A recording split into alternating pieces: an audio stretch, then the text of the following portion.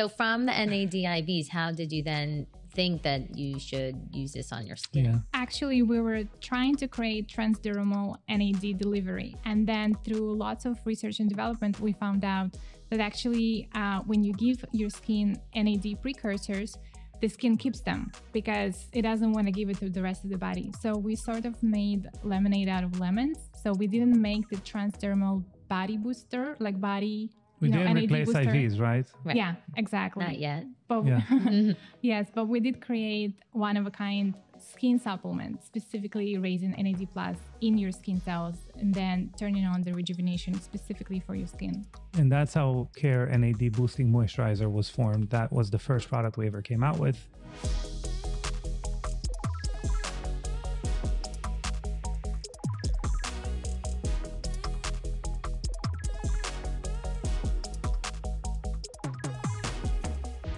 Today, we'd like to welcome Anastasia and Amitai, the founders of the first biohacking skincare line, Young Goose.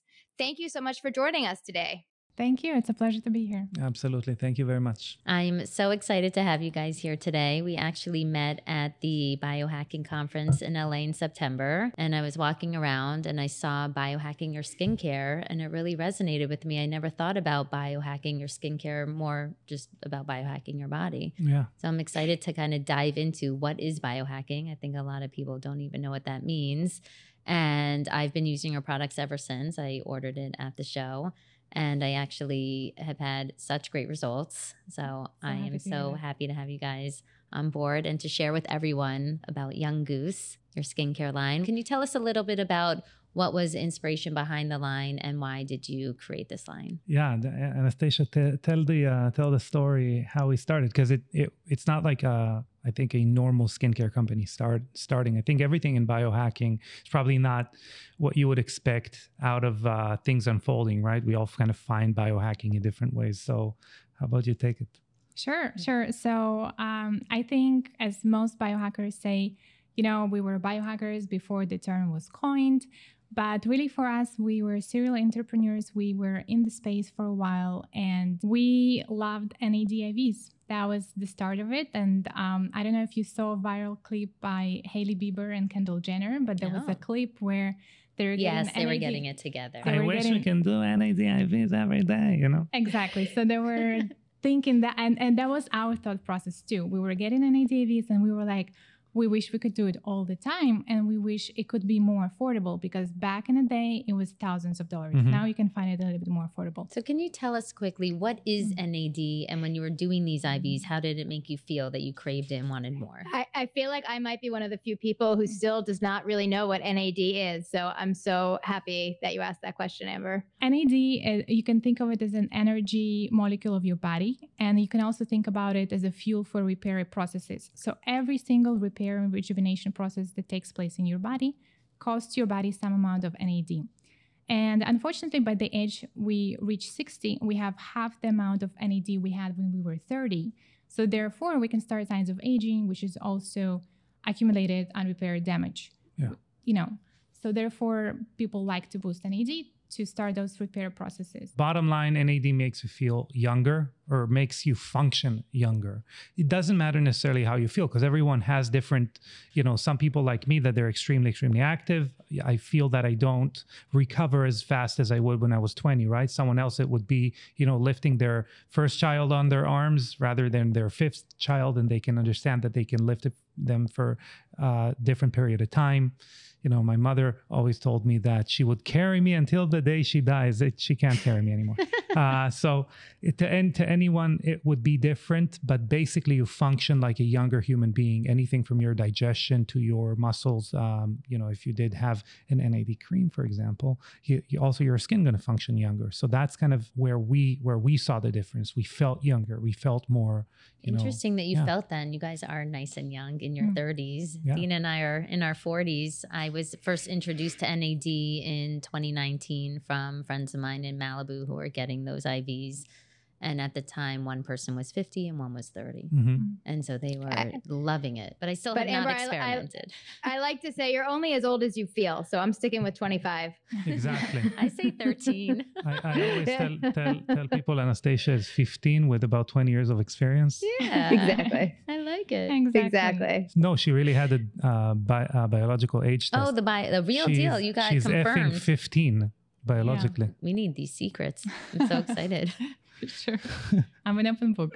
So from the NAD IVs, how did you then think that you should use this on your skin? Yeah. Actually, we were trying to create transdermal NAD delivery. And then through lots of research and development, we found out that actually when you give your skin NAD precursors, the skin keeps them because it doesn't want to give it to the rest of the body. So we sort of made lemonade out of lemons. So we didn't make the transdermal body booster, like body... We didn't NAD replace booster. IVs, right? Yeah, exactly. Not yet. But Yeah. yes, but we did create one of a kind skin supplement, specifically raising NAD plus in your skin cells and then turning on the rejuvenation specifically for your skin. And that's how Care NAD Boosting Moisturizer was formed. That was the first product we ever came out with. And we came with an eye cream that kind of does the same thing. What we noticed is that obviously if you feel younger and you stay in bed all day, you're not going to get anything done, right? It doesn't matter really how you feel as a human being. It matters what you do with it, right? That's why the company has like 15 different products rather than just one, like a silver bullet, because there is no silver bullet. Like NAD makes your cells function younger, but then you got to kind of ask them to do different things. So that's what we've invested in next. Like, okay, how do we take advantage of this youthful energy? Right. So you're kind of playing around like, all right, you have the NAD on your skin. It's doing something, making it younger. Now you kind of need to trick the skin again with the additional products in the line. You need to ask it. Yes, exactly. You need to basically ask your skin to do specific tasks. And that's where our serums come in. So our NAD cream and the flagship product, it will help holistically across all signs of aging, but it's a slow process. And then what we found out is the reason it's a slow process is because your skin or your body for that matter doesn't know a wrinkle is a problem. There is like no inflammation marker attached to it. So therefore we designed and developed specific serums where you can then target specific skin concerns. So you can find out what is it? Because everyone has different skin concern. For some, it will be laxity. For others, wrinkles. For others, pigmentation. So we do have different types of products that you can use for those concerns.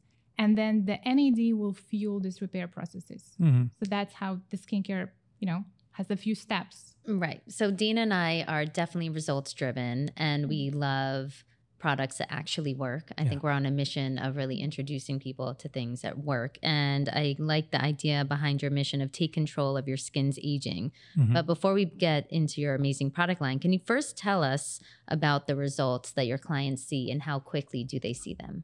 Yeah, we actually have, we have studies on that, but I think Anastasia, as our chief scientific officer, is the person to talk about it. Yeah, so how fast do people see results, Anastasia? Sure. So based on our clinical studies and the user trials and now already years of experience of just talking to our clients and our followers, you can see results sometimes as early as 4 weeks. Because anyway, skin cycle is 30 days. The majority, the most profound change in result you will see in a window of time from 4 weeks to 8 weeks. But it is also important to remember that everybody's body is different, skin is different, so it may vary. I would imagine that also what you're doing at home in terms of exercise and food will also impact the results that you're seeing as well. How else can you boost NAD levels in your body besides an IV or skincare? Dina hit the nail on the head. So yeah, so first of all, exercise is very important. Intermittent fasting could raise NAD levels. Basically, every time you tell your body you kind of need to hunker down and survive, whatever that is, whatever we're trying to have the body survive, it's going to raise NAD levels. It's going to fuel the fuel tank of your body's reservoir, right? So that's what NAD is. As a brand, we launched our brand with the podcast for the reason that you're absolutely right, Dina. Skin health doesn't come just from the outside products, it's come from within. So we do educate on gut health and so many other aspects of that contribute to skin health, like everything, brain health, mindfulness, it all comes into play, and proper fitness and sleep hygiene. Sleep is very important, And the sleep hygiene is also very important for NAD boosting. It's actually interesting because you can boost the NAD in your body through so many healthy habits. So basically, if you have healthy lifestyle, you eat well, you exercise, especially HIIT workout, you have a sleep hygiene, it will contribute to healthier and higher NAD levels. but it does not work the same way for skin per se. So, and even if you were to go and get an AD IV, the body has a list of organs where it wants this to go to. And unfortunately, as we grow older, evolutionary, the body doesn't prioritize our hair, our nails, our skin anymore. Like our beauty takes second place. And for good or for bad reason, the body will allocate an AD to your brain, to your liver. So for the skin specifically boosting an AD, doing it holistically is much harder versus your body. I actually can confirm the results that I've been using it since, I guess, October. I moved to Miami 3 years ago in COVID. And since then, I took up playing tennis, paddle, wake surfing every week, and my skin was getting so much sun exposure. I started freaking out about it. And so I actually did a skin test in 2020 in October, and I just went back again in 2.5 years later to get the skin retested since I started using your products, and my skin age actually went down by 2 years. Amazing. So which was amazing. But I do want to get it down even more and be 15 or however old you are. Yeah. I mean, that you can do it. The most important obviously is gut health. Gut health, brain health, good sleep, good nervous system, obviously mindfulness, all of those things you can think of. Again, like you can think of your car, you want to go somewhere, that's our end goal, right?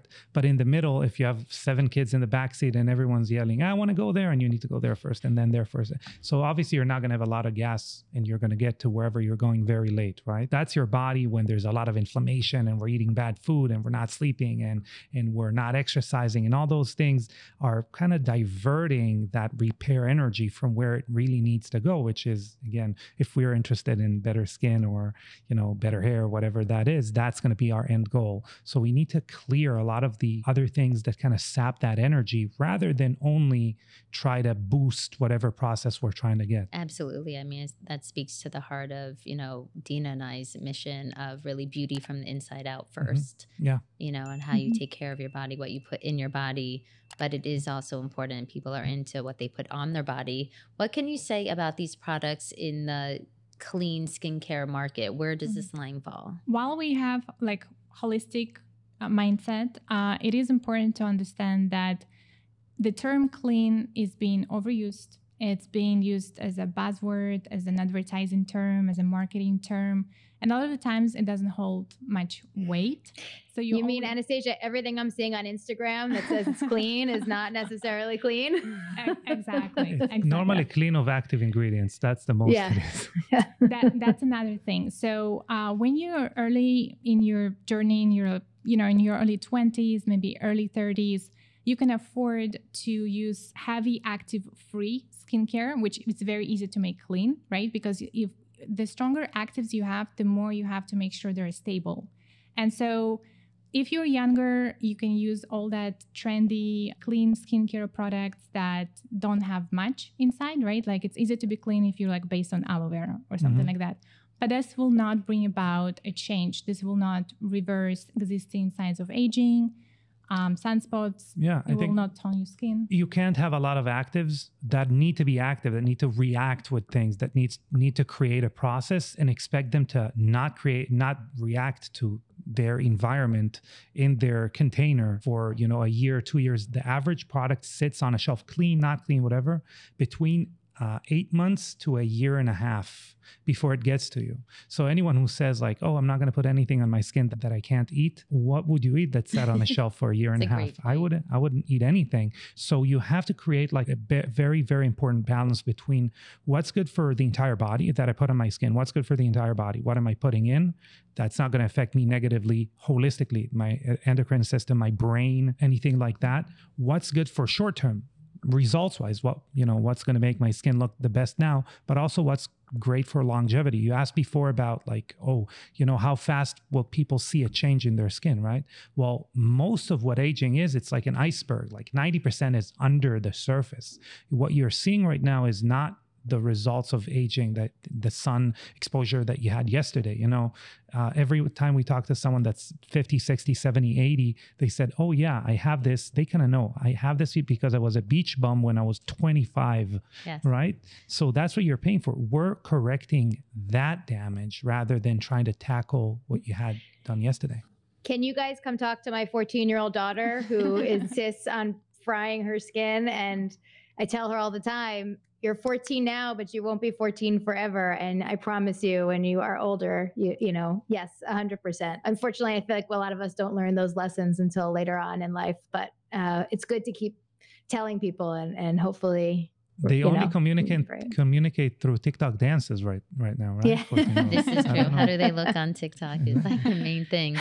I like how your products help you age best through every stage of life. At what age would you say that you can start? Like, could Dina's daughter, should she use the SPF? It's a great First question. of all, yes. Yeah. First of all, to answer that direct question, yes, SPF is important at any age, even younger than 14. Because, you know, it's a direct damage and a direct damage to our DNA. It's not just beauty. It's so much more than that. In terms of using our products, like what we formulate for mature skin. So first and foremost for women, you know, in their 40s and later, right?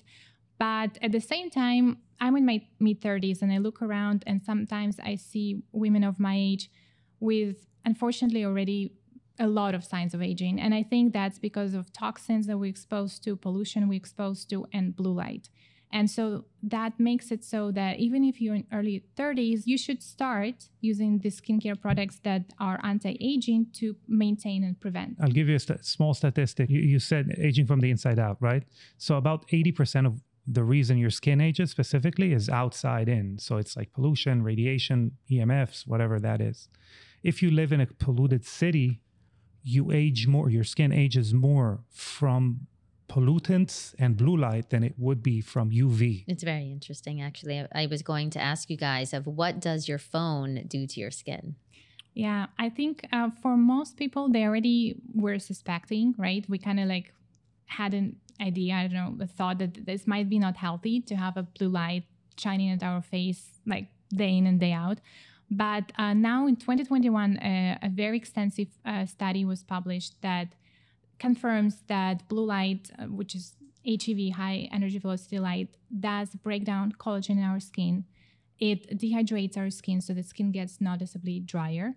And last but not least, it like overexpresses melanin. So we can actually have sunspots, age spots. Your skin gets a grade how dark it is innately, like naturally. So Fitzpatrick 1 is like the lightest ever. You can't ever get tanned, you know. Fitzpatrick 6 is the darkest you can get to. Anyone that's like Fitzpatrick 2 and up is going to get hyperpigmentation from blue light. Right. So being on that iPad or even your computer, I mean, I use a screen for all of my devices. Do you, Dina? Did you say you use a blue light screen? Mm-hmm. Yeah, of course. I mean, I assume that's the best solution as opposed to just not using the screens at all. Is that correct? I mean, for your skin health, using SPF, even when you're indoors, is a great solution. And it's more, you know, proof than blue light screen. Like blue light screen is great for your eyes, you know, it minimizes the eye strain, but there is still going to be some effects for your skin. For example, at Young Goose, we have BioShield SPF 40, which is 100% mineral sunscreen, and it's non-nano, meaning that it's a physical sunscreen. So it literally sits on your face and blocks and deflects the UVB and blue light. And then when you wash it off, it's gone. It was never inside your pores. That's what non-nano means. It's 100% mineral, so there's zero chemical screen. Sometimes it says mineral sunscreen, but then it still has some chemical screens. So here you have none.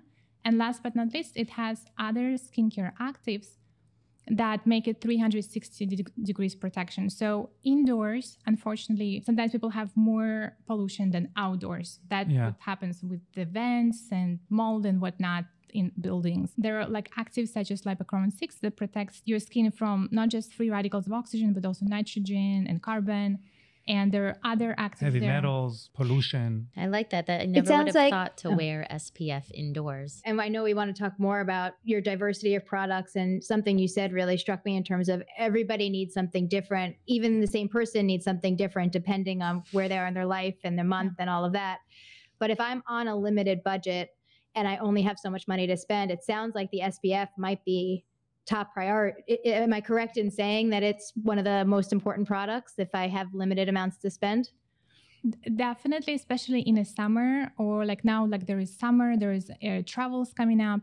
It would be like the #1 product I would recommend for this season. If someone lives within 4 seasons, right? And they live somewhere where it's dark most of the fall, winter, and spring. Although it's great to wear it inside. Like, if I have to pick just one, it's a battle in my head between the SPF and our NAD boosting moisturizer. So that's what I'm trying to like balance the checks, in the list of pluses.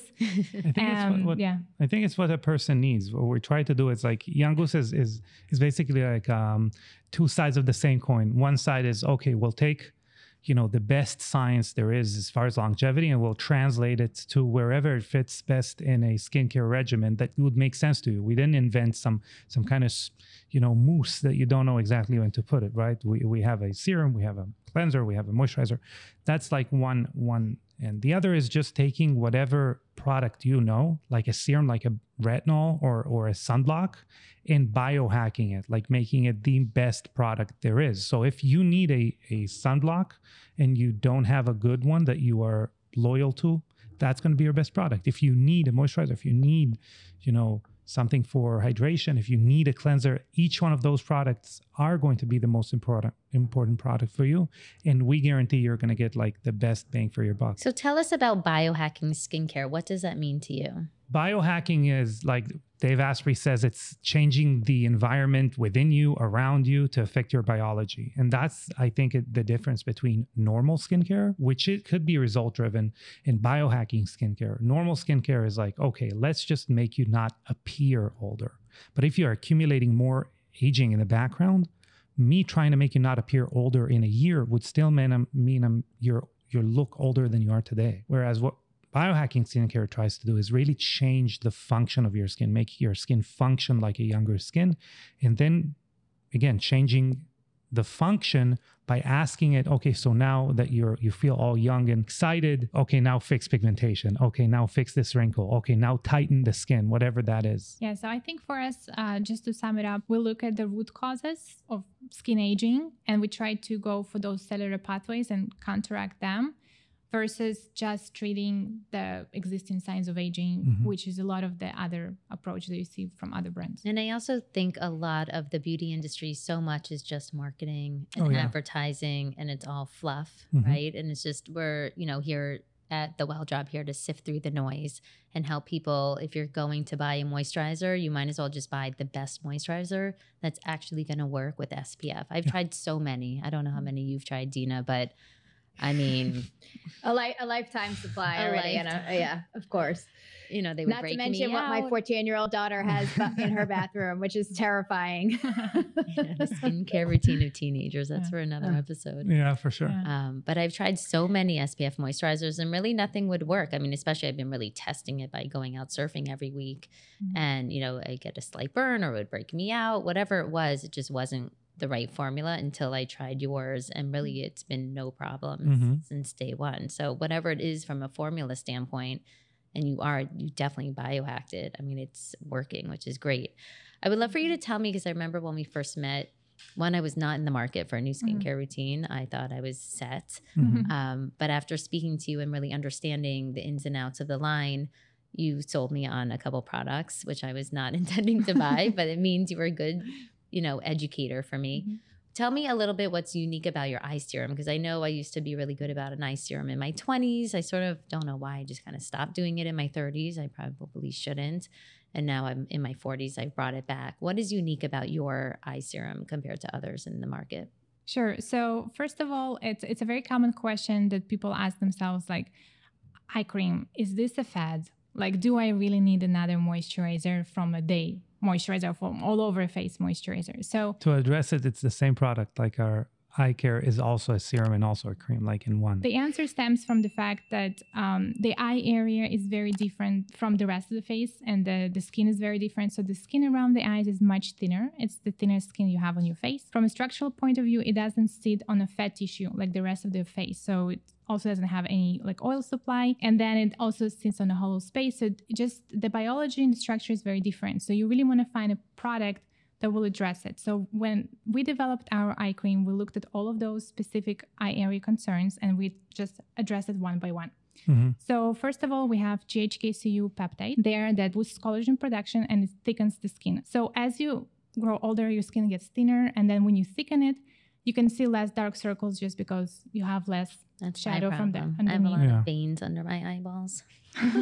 Also, we have SNAP8 there, which is a different set of peptides that works actually as neural inhibitors. Mini Botox kind of. Yeah. Oh, So okay. it kind of relaxes the overcontracting muscles around your eye contour, which gives you visible wrinkle relief, like almost instantaneously. Within like 10 minutes, you can see already like improvement. And then it gets better and better long-term use because you break the pattern of the wrinkle forming in the same place. And then last but not least, it has our NAD precursor. So it has NAD plus Noble, which has NR and NMN, which boosts the NAD+.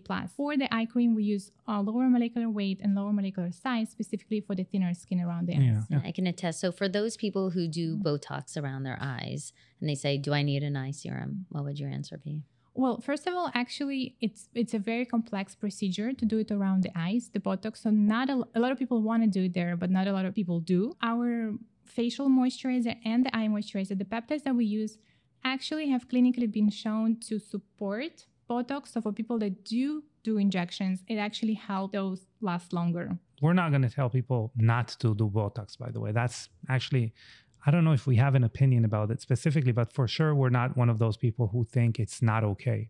What I would say is Botox limits the amount of blood supply to wherever that is. And with blood come nutrients. And one of them, believe it or not, is NAD. Like when you have Botox, you will innately have less NAD. Then you go to the sun, you go to wherever that is. You're aging that skin, especially if you do Botox, especially if you do anything that limits blood supply, limits movement, dye sport, whatever that is. That's when you really want to use the best ingredients that you can because your skin's getting less of them. I'm one of the few holdouts that are in my 40s and live in New York City and have not gotten Botox yet. Anyway, I'm not saying one way or the other at all because I go back and forth in my head every day.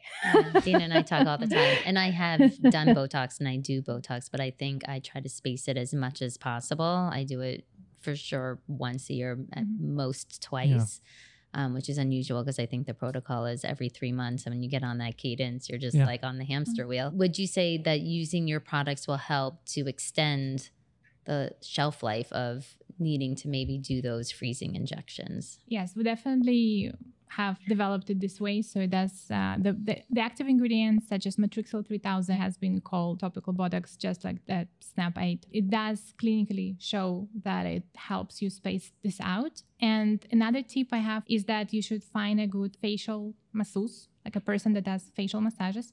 And so when your muscle movement comes back from Botox, right, you want to get a really good facial massage and work that muscle so there is no muscle atrophy, and you want to make sure that there is a really good lymphatic drainage, so you drain that. You can go and re-inject, and this is how you can counteract some of the side effects of Botox that I talked about. Do you have any feelings or opinions on, I know that I've seen a lot about facial exercises that can be done to help improve your skin. Is there any information that you'd like to share? Do you have opinions on that? As with everything, you want to go and learn from the real experts. So unfortunately, there are a lot of like TikTok sensations, Instagram sensations, and sometimes you look at the way they work their facial muscles, and they're really literally causing wrinkles to themselves. Like they overwork it, right? But there are some other people out there that really know what they're doing, and they're usually older and they have experience, and they really help you to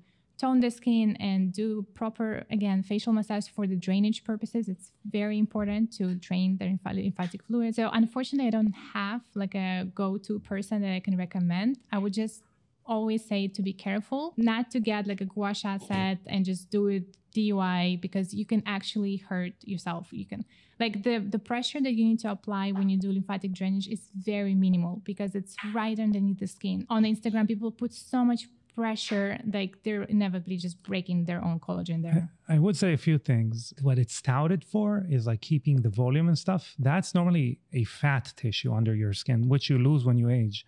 So these exercises are not going to help that. If anyone knows about the phenomenon that's happening now with semaglutide or Ozempic or whatever, GLP-1 agonist for weight loss that people are taking. Okay. It's out there, so this is very relevant. Yeah. So there's something called Ozempic Face. Have you heard about it? Yes, we have. Yes. So why is that? It's because they lose the fat in their face. And that's just an example of how that is going to affect the way our skin looks and drapes on our face, etc. No amount of facial exercise is going to necessarily take care of that fat tissue, right? You can do facial exercise to get more blood supply to your skin. That's fine. You can also do one of those jazzercisers. Have you ever seen the jazzercise? I did. I am embarrassed to say I own one of those. So does my husband. Don't kill me for saying it. Yeah. So, but I don't think it worked for him. Well, you need to do a lot of it, and depends which. Right. You really need to do that a lot. It's a workout for the muscles in your face, for those who don't know what it is. Yes, exactly. It's a little rubber ball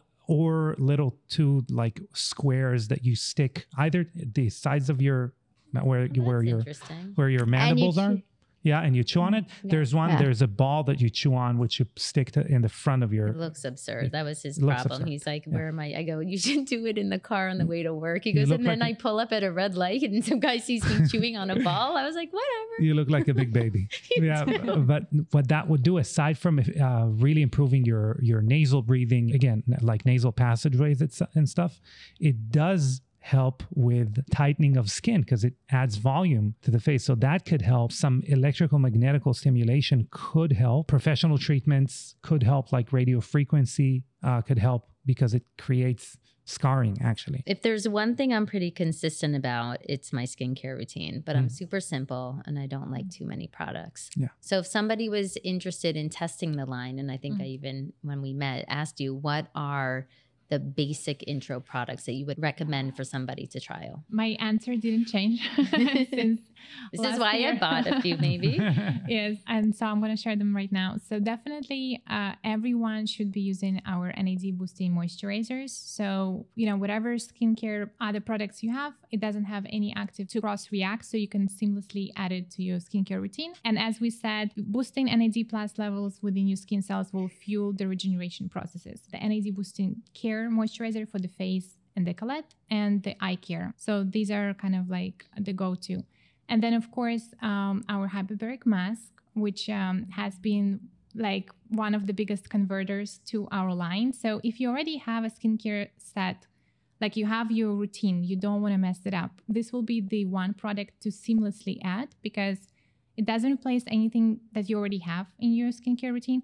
You just add it at night as a last step of your routine. You can use it from 1 to 7 days. So every day, every night, or you can do it a few times a week, however you want. Over the moisturizer. Over the moisturizer rather than instead of the moisturizer. Yeah. Yes. So it's over the moisturizer, the very last step, and it's a potentiator. So everything else that you applied prior are going to work better, and you will wake up with the most radiant, glowing, hydrated skin. So again, it's a no-brainer product. And then if I had to just only one more to choose, it would be the SPF. Yeah. Everyone needs it. And that's basically my skincare routine, guys, in the morning, in a nutshell. Yeah. What would you say? There's so much summer travel coming up. How would you utilize a hyperbaric mask? Because that has been my go-to travel hack, biohacking my skincare while on an airplane, actually. Yeah, for sure. Well, actually, last October, I had like crazy travels. I flew from Miami to Spain and then to Greece, and it was still hot there. And then from there to like 2 Eastern European countries where it was already freezing cold in October. So, and the hyperbaric mask just saved me. Like you put it on the airplane, it protects your skin from the dry cabin air. It just protects your skin barrier. So when you travel, with a change of weather, with a change of water, with the, so many changes, the first thing that goes down is your skin barrier. And so once that gets compromised, that's where you start to experience the dryness, the sensitivity, the redness. So using the hyperbaric mask on an airplane. You can over the SPF even. I do wear SPF on the airplane. It protects as well from all the blue light, from all the EMFs, and, we have very extensive mechanisms put in place. And you can actually use the two together. Yeah. So...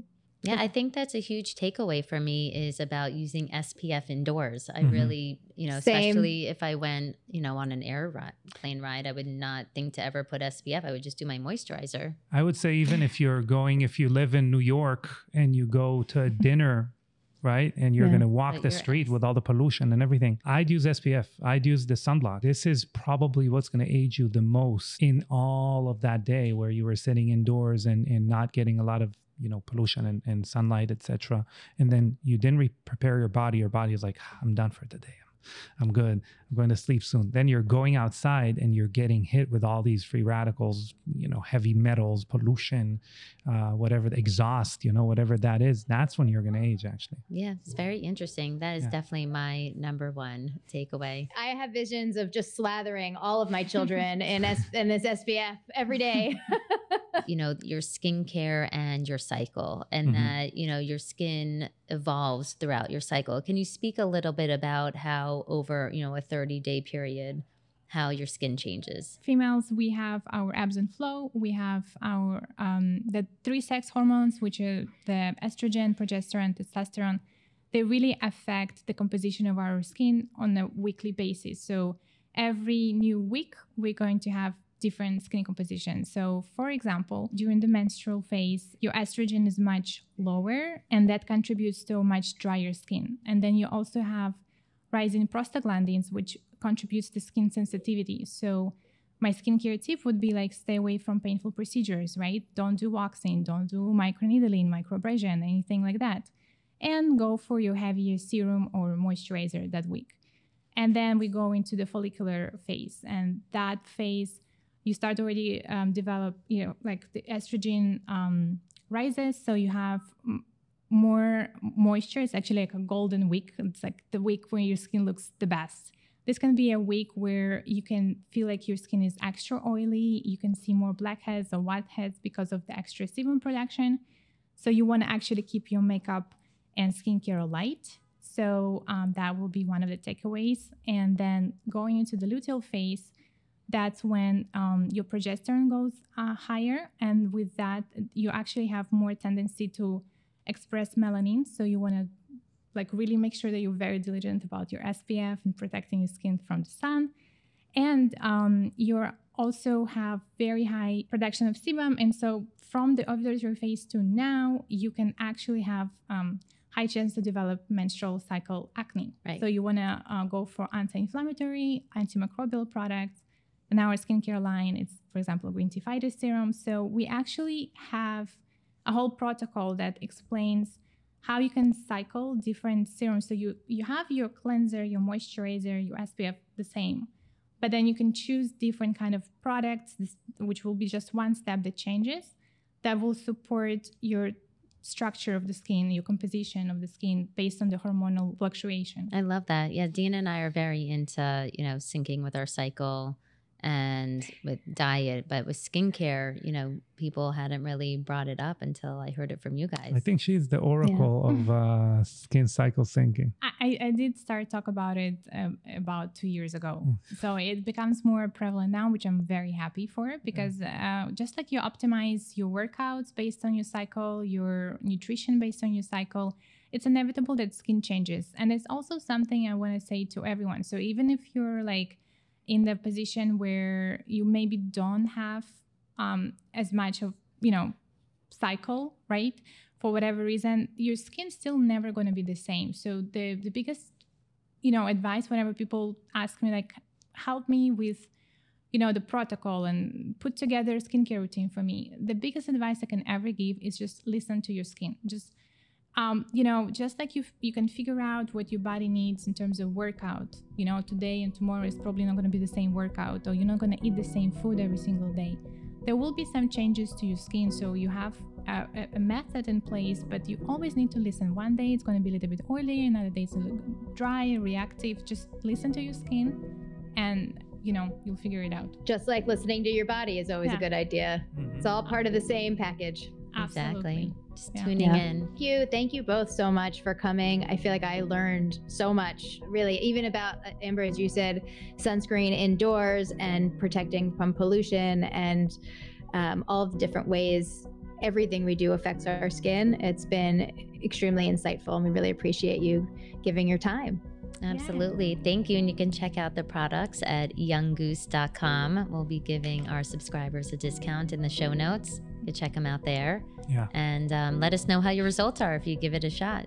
Yeah. And if someone's wants to go on a real deep dive into some of the stuff we talked about here, we do have our own podcast. It's called Biohacking Beauty. But this is very different from here, where this is entertaining and fun and very interesting. I think our podcast is like, okay, if we do a super deep dive into something specific that is going to change the skin and we max out the amount of information we can take out of it, that's going to be that podcast. So it's highly educational. I definitely recommend, if you're curious about the products and the ingredients, you guys do a great job really explaining it all. So thank you so much. We're excited to have you here today. And we'll definitely circle back on syncing with our cycle and skincare another time, I'm sure. Yeah. Yeah. Certainly. Thank you both so much. Such a pleasure. Thank you.